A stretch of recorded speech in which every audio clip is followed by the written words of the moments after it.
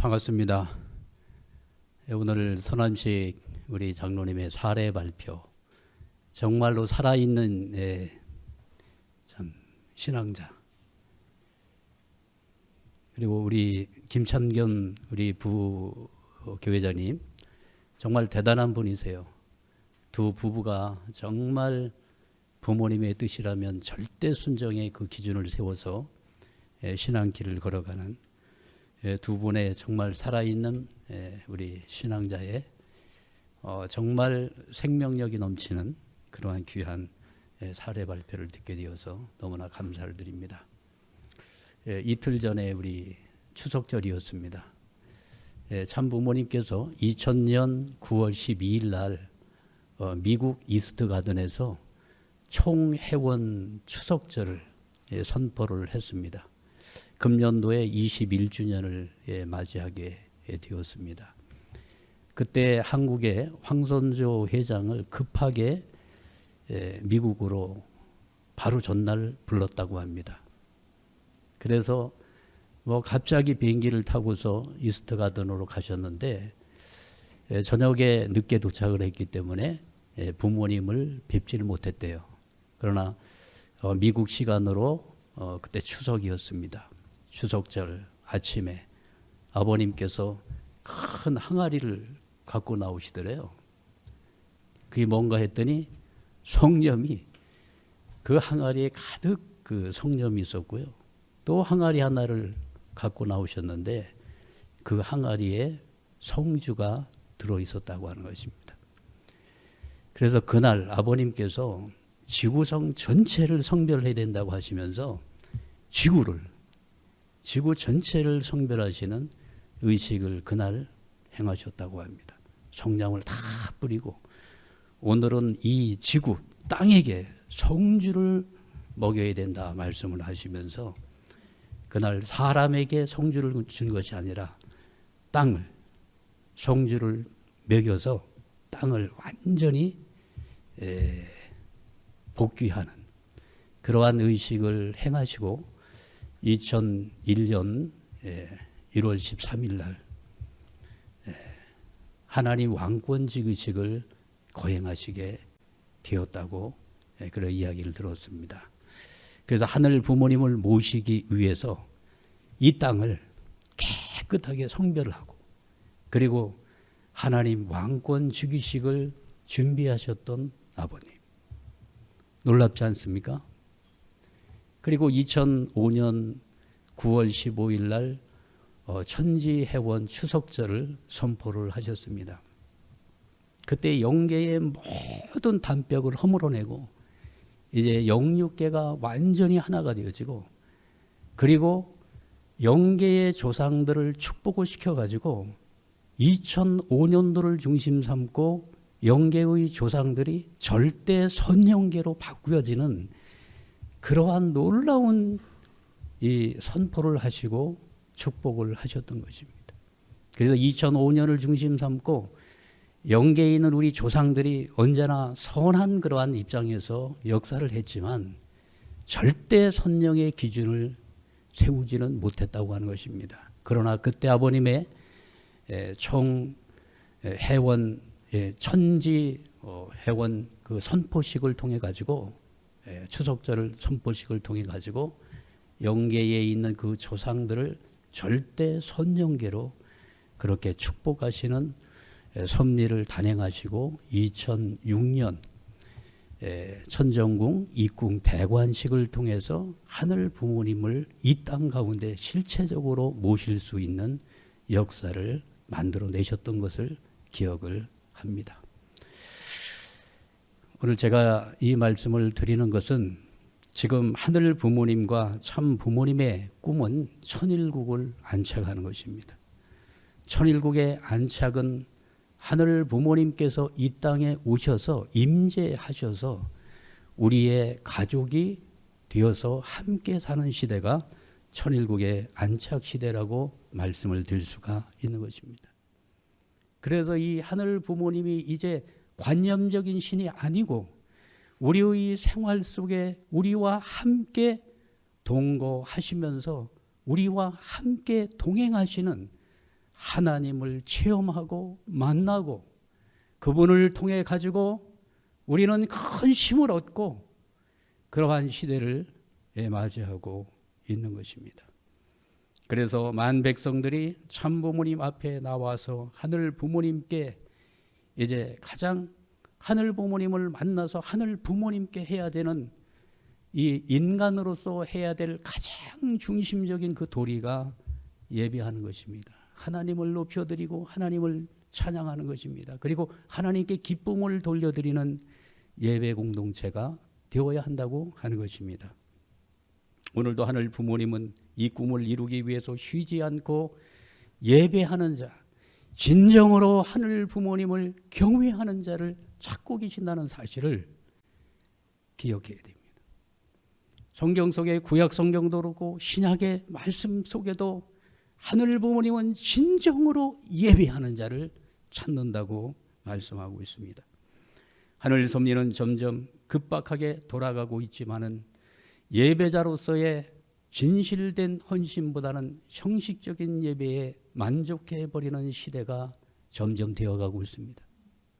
코로나 시대를 맞이하면서 이제 예배당에도 자주 가지 못하는 그러한 현실 속에서 대충 예배 드리고 이렇게 하다 보니까 우리의 생활이 너무나 건조해지고 하늘과의 관계가 점점 밀착되어지는 것이 아니라 점점 멀어지는 그러한 시대 속에 우리 통일가의 신앙자들도 이러한 시대에 편성해서 가고 있다고 생각이 되어집니다. 이러한 현상을 막기 위해서는 어떻게 해야 될까요?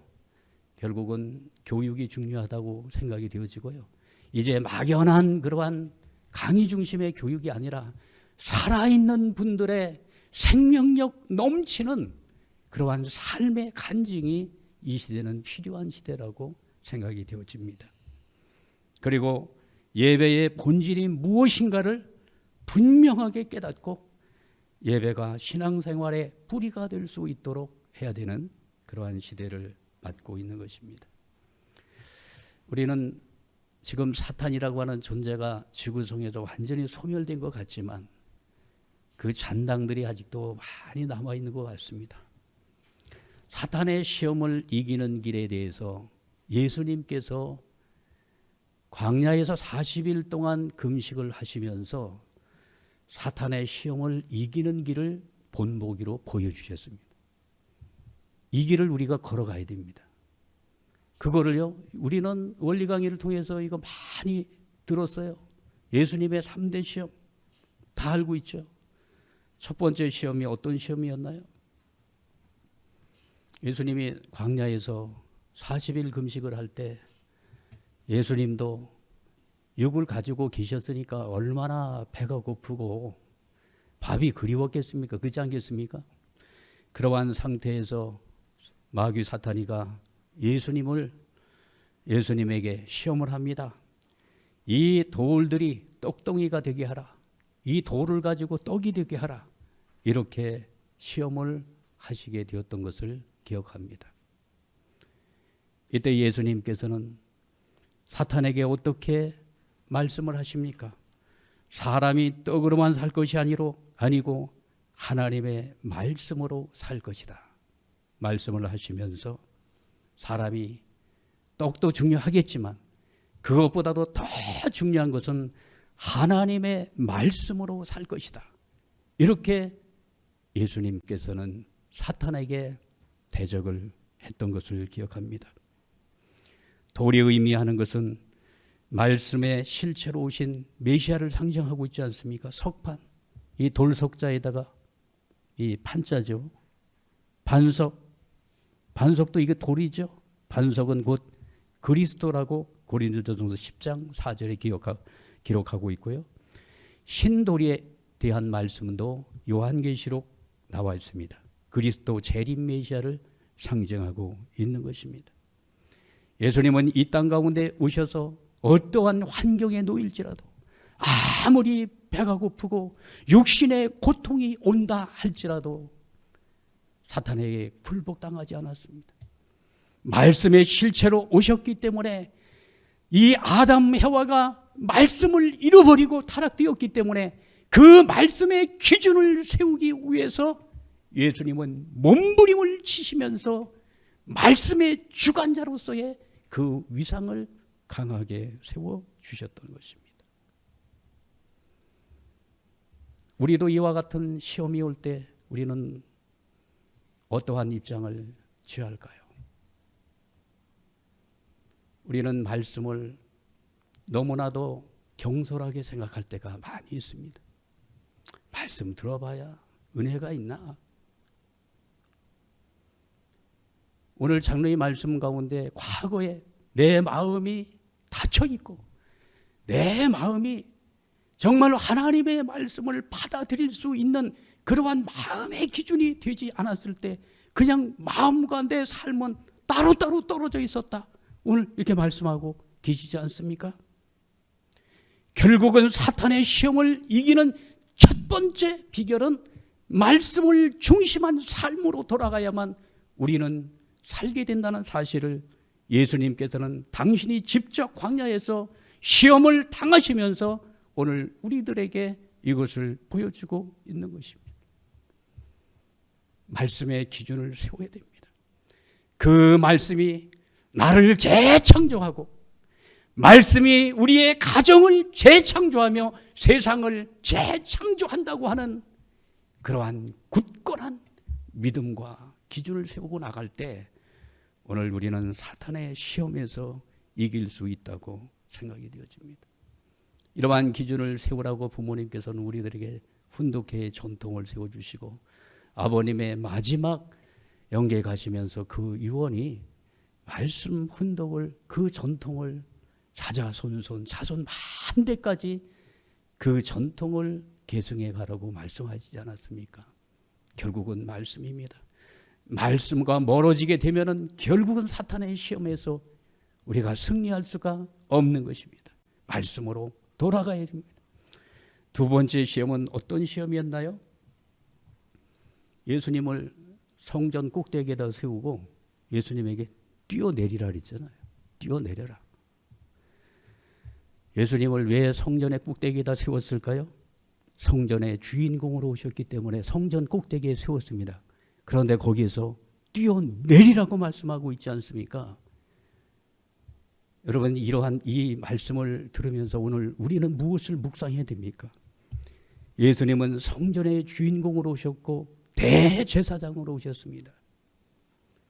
성전의 대제사장으로 오셨는데 거기서 뛰어내리라고 하는 것은 성전의 주인공의 자리에서 뛰어내려라, 떠나라, 대제사장의 그 직분을 포기하라, 이런 내용이 아니겠습니까? 예수님은 본성전으로 오셨고 오늘 우리는 분성전으로 이 땅에 사명을 갖고 온 것입니다. 그렇게 말씀하시자 그렇게 사탄이가 시험을 할 때 주 너의 하나님을 시험하지 말라, 하나님의 몸 되신 예수님을 시험하지 말라고 하시면서 둘째 시험에서 승리를 하신 것입니다. 사랑하는 축복가정 여러분, 오늘 우리는 어느 자리에 있습니까? 우리는 분성전의 주인공의 자리에 우리를 세워주셨습니다. 이것을 좀 더 우리의 실생활 속에 구체적으로 말씀을 드리면 오늘 우리를 분성전의 제사장으로 우리를 삼아주셨다는 사실입니다. 우리가 제사장이에요. 우리 가정의 제사장입니다. 우리 종족의 제사장입니다. 그런데 거기서 뛰어내리라고 하는 것은 제사장의 사명을 포기하라고 하는 사탄의 시험이 되는 것입니다. 그렇게 되면 어떻게 될까요? 성전의 주인이 하나님이 아니라 사탄이가 되겠다고 하는 내용이 아니겠습니까? 우리 가정을 지키고 하늘 부모님이 임재할 수 있는 그러한 가정의 안착을 위한 중심자로서 오늘 우리 축복 가정들을 세워주셨는데, 제사장의 사명자로 세워주셨는데 오늘 우리는 어떠한 입장에 있습니까? 그 사명을 포기하고 있습니다. 알지도 못하고 있습니다. 그럼 그 결과는 어떻게 될까요? 사탄이가 성전의 주인으로서 자리 잡는 것입니다. 여러분, 남을 탓할 이유도 없어요. 우리 가정의 성전의 주인공은 누굽니까? 우리 축복 가정입니다. 부모입니다. 부모. 부모들이 성전의 주인으로서, 우리 가정의 제사장으로서 그 기준과 중심을 바로 세워나가게 될 때 그 가정이 바로 서고 하늘 부모님이 그 가정을 지켜주시리라 확신합니다. 이거예요. 부모가 바로 서잖아요. 그러게 되면은 그 가정의 자녀들이 바로 서게 돼 있고, 부모가 올바른 축복관을 갖게 되면은 그 자녀들이 축복을 바로 받게 되어져 있는 것이 당연한 이치인 것입니다. 바로 이 둘째 시험에서 오늘 우리는 너무나도 사탄의 이 공격의 시험에 속수무책으로 당하고 있다는 사실을 기억해야 됩니다. 오늘 우리의 가정을 굳건하게 지켜나가야 될 이 가정 성전의 주인공이요 제사장으로서 우리 축복 가정 부부를 세웠다는 사실을 꼭 기억하시고, 오늘 우리의 가정을 잘 세워나가는 우리 축복 가정들이 되시기를 진심으로 축원합니다. 이거잖아요. 이게 영적인 비밀이에요. 이거를 잘하는 가정은요 계승됩니다. 말씀도 계승되고 축복도 계승되고 신앙도 계승되고 다 계승되는 이 원리가 바로 여기에 있는데, 사탄이는 그거를 알기 때문에 제사장의 사명을 감당하지 못하도록 영적인 무지에 빠뜨려 가지고 축복 가정들을 세속화시켜 나가고 있다는 사실을 기억해 나가야 될 것입니다. 세 번째는 예수님을 산 꼭대기에 정상으로 이끌어 올려서 이렇게 사탄이가 시험을 합니다. 내게 엎드려 경배하면 모든 것을 주리라. 이 산 아래에 보이는 모든 천하만상 다 너에게 주리라. 이렇게 했더니 예수님은 하나님께 경배하고 섬기라, 이렇게 말씀을 하심으로써 사탄을 굴복시킨 것입니다. 이게 간단한 사건 같지만 이게 간단한 시험이 아닙니다. 이게 무슨 시험일까요? 이게 물질의 시험입니다. 물질의 시험. 물질에 대한 욕심이 너무 지나치잖아요. 하나님보다도 물질에 대한 가치를 더 소중히 하잖아요. 결국은 사탄 앞에 무차별 공격을 받게 되어지고 시험에서 승리할 수가 없게 되는 것입니다. 그래서 이 물질에 대한, 물질이 없어서는 안 되죠. 그렇지만 물질보다도 하나님의 가치를 더 높이고 하나님을 중심 삼을 삶을 살겠다고 하게 될 때 오늘 우리는 세 번째 시험에서 승리할 수 있다고 생각이 되어지고 있는 것입니다. 그래서 예수님 마지막 말씀하시잖아요. 하나님께 경배하고 그를 섬겨라. 어떠한 세상적인 유혹이 오고 물질에 대한 유혹이 오고 너의 인생을 완전히 바꿔주겠다고 하는 그러한 이 유혹이 온다 할지라도 하나님을 중심으로 한 그 신앙의 그 정도를 벗어나면 안 된다고 하는 것을 말씀하고 있는 것입니다. 사탄의 시험을 이기는 길은 하늘 앞에 엎드리는 것입니다. 이 경배잖아요. 그리고 하나님을 섬기는 것입니다. 하나님을 중심 삼고 봉사하고 하늘 앞에 하늘을 섬기는 것.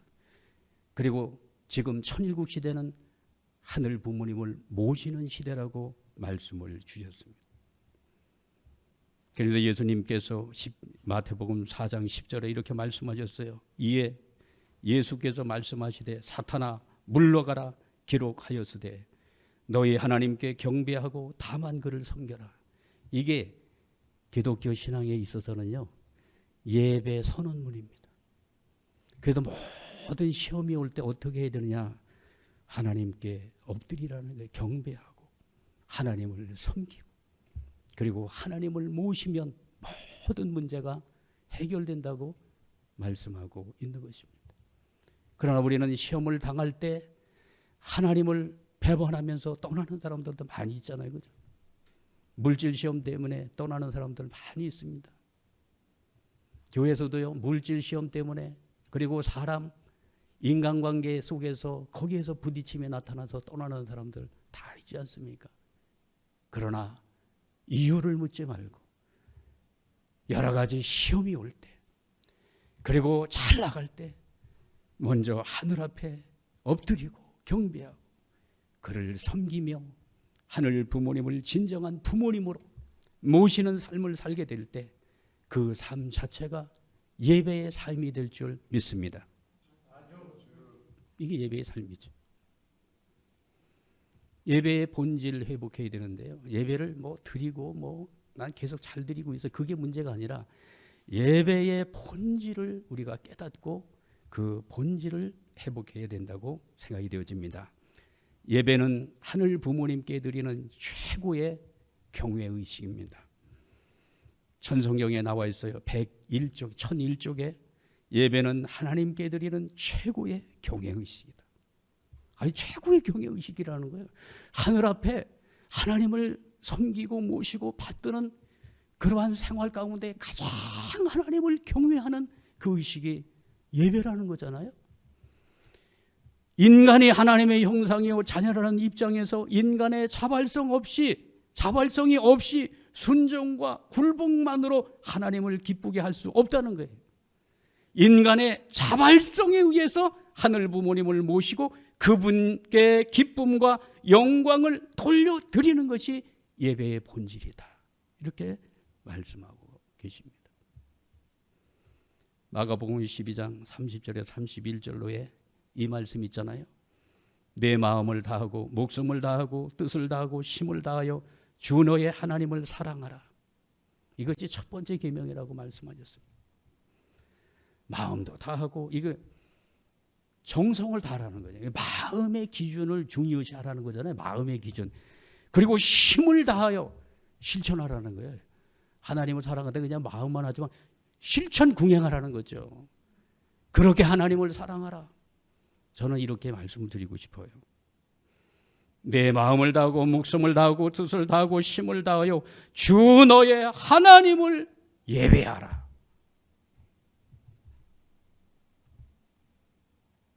하나님을 감동시키는 예배를 했으면 좋겠어요. 오늘 이것도 외변하지만 오늘 예배예요. 오늘 우리 두 분의 간증 사례 들으면서 하나님 얼마나 기뻐하셨을까요? 그죠? 오늘 기뻐하셨을 거예요. 예배는 하나님과의 만남입니다.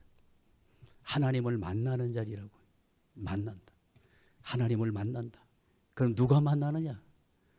오늘 저하고 짜고 한 것도 아닌데 그냥 막 통하겠죠. 누가 만나요? 마음이 심령이 깨끗한 자. 어린아이처럼 심령이 깨끗한 자를 하늘이 만나주시는 것이죠. 아버님께서 말씀을 하셨습니다. 타락한 인간이 에덴 동산에서 추방될 때 눈물을 흘리며 쫓겨났지만 여러분은 눈물을 흘리되 기쁨의 눈물을 흘리며 웃는 얼굴로 하나님을 상봉해야 됩니다. 만나야 된다고 말씀하고 있죠. 만나야 됩니다. 만나는데 만남을 위한 조건물입니다. 어떻게 해야 만나주시느냐? 그냥 안 만나주신다는 거예요. 어떻게 해야 만나주시느냐? 여기 답이 있어요. 하나님은 만물을 지을 때도 말씀을 통해서 지으셨고 우리를 찾아오는데도 말씀을 통해서 찾아오십니다. 여러분이 하나님으로부터 나왔다고 한다면 하나님이 말씀을 뿌렸으니 여러분에게는 그 말씀을 거두어서 아버지의 것으로 찾아드려야 할 책임이 있습니다. 그날은 말씀을 거두어서 하나의 실체를 갖추어야 하는 때입니다. 말씀을 통해서 실체가 빚어집니다. 이같이 말씀을 통해 빚어진 실체를 찾아 헤매신 것이 하나님의 역사입니다. 실체, 말씀의 실체. 말씀을 중심 삼고 내가 이 말씀의 실체가 되겠다고 노력하고 실천구행하는 그들에게 하나님은 찾아오시는데 실체를 찾아 헤매었다는 거예요. 그런 자가 어디에 있는가? 그러한 자가 어디에 있는가? 구리도성 어디에 있는가? 그러한 실체를 찾아 헤매신 것이 하나님의 역사라고 말씀하고 계십니다. 예배는 하나님을 향한 응답입니다. 예배는 하나님의 인간 부르심과 인간 구원에 대한 감사와 축하로 응답하는 행위입니다. 그래서 하나님께 응답하라는 거예요. 하나님께 응답하라. 그러니까 응답하는 것도 여러 가지가 있겠죠. 응답하는 내용이 찬송으로 응답하기도 하고, 기도로 응답하고, 헌금으로 응답하고, 말씀 훈독으로, 말씀의 나눔으로, 말씀의 적용으로 이렇게 하늘 앞에 응답하는 거거든요. 그런데 응답이 없으면, 아니 누가 질문했는데 아무 응답이 없어요. 어느 교회 가지고 예배를 드리다 보면은 응답이 없는 예배가 있어요. 찬송도 목사님 혼자서만 해. 아무도 찬송을 따라하지 않아요. 응답이 없어요. 기도도 무슨 얘기를 하는지 모르겠어요. 정말 살아있는 기도, 정말 하늘 부모님께 정말로 상달되는 그 뜨거운 기도, 말씀을 훈독을 하면서 그 말씀을 내 삶 속에 적용시켜 가지고 변화된 나의 이야기, 이러한 간증, 이런 내용들이 하늘 부모님을 향한 우리의 응답이 되는 것입니다. 응답해야 됩니다. 기독교는 응답을 잘해요. 아멘입니까? 하면 아멘, 아멘에서 막 응답을 하는데 우리는 응답이 없어요. 응답해야 됩니다. 찬양도 우리는 입만 그냥 뻥긋뻥긋해요. 그죠? 뒤에 오는 분들은 그냥 고개 딱 쓰시고 말씀이 나오질 않아요. 이걸 왜 그렇습니까? 하나님의 임재가, 그렇게 해가지고는 하나님의 임재를 우리가 경험할 수 없다는 거죠. 응답해야 됩니다. 어린아이를 기를 때 아이가 엄마하고 했을 때 그 엄마라고 부르는 그 응답에 부모들은 얼마나 감격했습니까? 바로 그겁니다. 예배 속에는 하나님에 대한 응답이 있어야 됩니다. 하나님 부르심에 대한 응답에, 그러한 응답을 보일 때 그 예배 속에 하늘 부모님이 임재하시며 역사하시고 놀라운 성령의 역사가 함께하게 될 것입니다. 예배는 하늘 부모님을 향한 감사입니다. 왜 그러냐면 하늘 부모님을 우리의 심령에 경험하게 되면은 나오는 단어는 딱 하나밖에 없어요. 간구의 기도 안 나옵니다. 저는 그 경험을 한번 했는데요. 청평에서 목회자들 초창기 때 40일 수련을 할 때 그때 얼마나 그냥 박수를 세게 치라고 하든지 막 여기 막 피가 나고 막 그랬잖아요. 막 한 사람이라도 일체화가 안 되면 막 또 다시 하고, 그때 성령의 체험을 했습니다. 대모님이 그때 막 안수를 해주시는데 그때 하늘에서 그냥 어떤 맑은 기운이 싹 들어오더니 내 마음 세계가 다 보이는 거예요. 그러면서 내 입으로 계속 터져 나왔던 기도가요, 감사였습니다. 처음부터 끝까지가 감사였어요. 아무 생각도 안 나요. 전부 감사만 나와요. 감사만 나와. 감사. 저는 그때 예배는 하늘 부모님을 향한 감사라는 사실을 깨닫게 되었습니다. 오늘 우리는 감사할 일들이 너무나 많습니다. 그러나 감사를 잃어버렸습니다. 예배를 통해서 감사를 우리가 회복해야 될 것으로 생각이 되어집니다. 예배를 드리게 되면 하늘이 주시는 큰 축복이 있습니다. 예배를 통한 축복은요, 예배는 하늘 부모님이 약속한 복의 통로입니다. 겸손과 여호와를 경외함의 보상은 재물과 영광과 생명이라고 말씀하고 있고요. 여호와를 경외하면 장수하느니라, 오래 산다는 거죠. 여호와께서 자기를 경외하는 자에게 양식을 주시며 그의 언약을 영원히 기억하느니라. 이 언약은 무슨 언약이냐면요, 하나님을 경외하는 자들은 꼬리가 되지 않고 뭐가 되게 하신다고 했습니까? 머리가 되게 하신다고 하는 언약입니다. 하나님을 경외하는 자들은요, 꼬리가 되지 않습니다. 전부 머리가 되게 합니다. 후손들 가운데 훌륭한 인재들이 쑥쑥 나오게 되어져 있습니다. 동의하십니까? 저는 이런 간증 많이 들었어요. 우리 목사님들 가운데 자기 당대에는 죽도록 고생만 했대요. 그저 시골 교회 다니고 사은비도 얼마 안 되는 데 가서 고생을 했는데 애들이 요즘에 다 커가지고 너무 잘 됐다는 거예요. 좋은 직장에 들어가고 축복도 잘 받고 며느리들이 들어오는데 너무 좋은 며느리 들어오고, 야, 그래서 하늘은 수고한 자들에게 공짜는 없구나. 반드시 거기에 축복을 해주시는구나. 저는 이런 선배 목회자들 간증을 많이 들었습니다. 하늘의 이렇게 예배를 진정으로 드리는 자들에게 큰 축복이 있고요. 예배자들에게는 미래가 열립니다. 너희 성도들아, 여호와를 경외하라. 그를 경외하는 자에게는 부족함이 없다. 부족함이 없다는 거예요. 영적인 부족함, 육적인 부족함 다 채워주신다는 것이죠. 여호와를 경외하는 것은 생명의 샘이니 사망의 그늘에서 벗어나게 한다. 사망의 그늘 가운데 우리 인생이 놓여지게 되면 다 어둡고요. 미래가 낭만, 낙심, 죽음, 절망. 그러나 진정으로 예배하는 자들에게는 사망의 그늘에서 그를 벗어나게 해주신다고 하는 말씀이 있고요. 진실로 그의 구원이 그의 경외하는 자에게 가까우니 영광이 우리 땅에 머무리이다. 영생의 축복이 지어진다는 사실을 기억을 해야 되겠습니다. 마무리를 하겠습니다. 가정예배 그거 한두 번 합니까? 그거 안 됩니다. 그렇게 이야기하는 분들 많이 계세요. 그러나 가정예배는 너무 형식에 얽매이지 말고 가정에 맞게 만들어 나가면 됩니다. 가정에 여러 가지 순서나 뭐 이런 거 정해놓은 그러한 뭐 기본적인 그런 내용은 있지만 그 형식에 매여 가지고 마지못해서 하는 이것은 아니라고 봅니다. 가정예배는 무겁지 않고 즐겁고 행복한 축제가 되도록 해야 되겠습니다. 그래도 유대인들이 지금까지 안식일 예배를 가정에서 드려온 것은요, 안식일 날은 잔치하는 날이에요. 그날은 특별한 요리도 나오고요.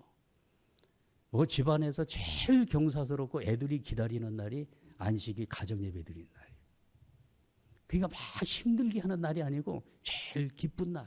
맛있는 음식도 먹고 좋은 옷도 입고 부모님들로부터 칭찬도 받고 용돈도 받는 날. 얼마나 기다려지겠습니까?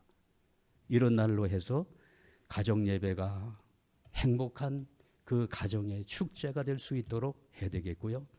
가정예배는 말씀을 중심 삼고 깊은 관계를 맺는 소통의 시간입니다. 그래서 일방적으로 설교하지 말고 질문을 하면서 물어보라는 거죠. 그러니까 자녀들하고 만나가지고요, 이게 말씀을 훈독하고 서로 대화를 하니까 대화가 되는데 그거 없이 그냥 대화는 안 돼요. 요즘에 너 잘 지내고 공부 열심히 하고 있니? 더 이상 뭐 할 얘기가 없어요. 그러나 말씀을 중심 삼고 너 여기서 느낀 거 한번 얘기해 볼래? 쭉 얘기해 보면요, 자기의 삶에 대한 이야기가 다 나오면 다 노출이 됩니다. 아, 그랬구나. 너 힘들었구나. 일주일 동안 정말 힘들었구나. 그런데 이거는 너무 잘했네. 격려와 칭찬과 지지. 하나님의 사랑을 공급하는 날입니다. 저는 예배 드리면서 그런 생각을 해요. 내가 아이들을 가르친다 그런 생각하지 않아요. 하나님을 통해 가지고 하나님의 사랑을 공급하고 하나님이 주시면 말씀을 공급하는 영의 양식을 공급하는 시간이다 생각을 하고, 그렇게 영적인 안테나를 세워놓고서 그냥 이 물이 자연스럽게 흘러가듯이 그렇게 하니까 분위기가 굉장히 좋습니다. 이렇게 해서 지금까지 지금 훈독회의 전통을 이어가고 있습니다. 그리고 가정예배는 인간들끼리만 모이는 시간이 아니라 조상들, 절대 선령들과 함께하는 교제의 시간이 되겠습니다. 그래서 요즘에 이제 영연세 협회 시대가 열린 것 같습니다. 이제 천심원의 영적 기대가 교회까지 연결이 되었어요. 그래서 요즘에 이제 조상들하고 사귀어야 되는데 이렇게 사귀면 될 것 같아요. 맛있는 초콜릿 하나가 사오면은 옛날에 이런 거 드시지 못했죠? 참 달콤하고 맛있어요. 이거 한번 들어보세요. 이렇게 드리고 맛있는 또 과제를 하나 더 하는데 옛날에 이거 구경도 못했죠. 옛날에 이런 게 어디 있었냐. 야 그거 먹음직만 하다 이거 한번 드셔보세요. 참 맛있습니다. 고소합니다. 이러면서 이렇게 일상생활에서 무슨 뭐 어마어마한 복을 드리는 것이 아니라 그저 친근하게 부모들에게 효를 다하지 못했던 것들 그런 것들을 이렇게 하면서 자연스럽게 조상들에게 아버님 옛날에 저희들 기르시냐고 고생만 하시다 돌아가셨는데 오늘 이렇게 맛있는 이걸 좀 사왔어요. 옛날에 라면 못 먹어보셨죠? 요즘에 라면 기가 막히게 맛있습니다. 그래서 라면 한 그릇 먼저 이렇게 드리면서 라면 한번 드려보세요. 참 맛있습니다. 이렇게 하면서 절대 조상들과 함께 소통하고 커뮤니케이션 하면서 하나가 되어질 때 절대 조상들도 기뻐하고 아 우리 후손들의 효심이 대단하구나 이렇게 생각하면서 영육 합동작전을 통해 가지고 이제 우리의 소원 꿈을 이루어 주시는 시대가 열리게 되었다는 내용을 말씀을 드리면서 조상들하고도 잘 사귀는 그러한 가정예배 시간이 되시기를 진심으로 축원합니다. 네, 감사합니다.